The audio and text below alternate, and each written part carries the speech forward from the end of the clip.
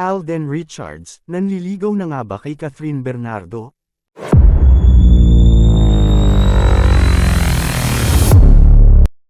May sagot na si Alden Richards sa tanong ng madlang people kung nililigawan nga ba niya si Catherine Bernardo.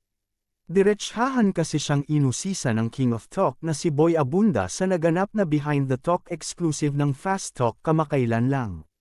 Hindi pa malinaw ang sinabi ni Alden, pero inilarawan niyang very deep ang koneksyon nila sa isa't isa.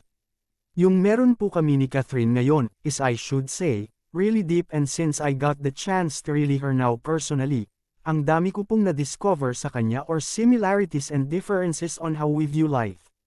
Paliwanag ng aktor, wika niya, and sobrang naa-appreciate ko po yung mga bagay na ino-open up niya sa akin welcoming me to her life, and of course, na-meet ko rin yung family niya.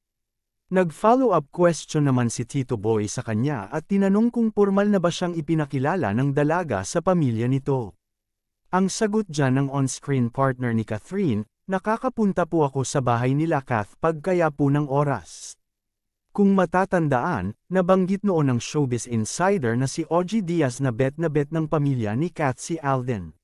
Gustong-gusto raw ng pamilya ni Catherine si Alden kasi daw syempre, lalo na kay Mommy Min, si Alden ay isang negosyante, si Alden ay financially stable, responsable, kaya raw natutuwa at naaaliw kay Alden yung pamilya ni Catherine, chika ng vlogger.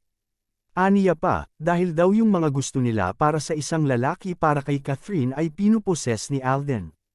Samantala, ang Hello, Love, Again ay nakatakdang ipalabas sa mga sinehan sa November 13.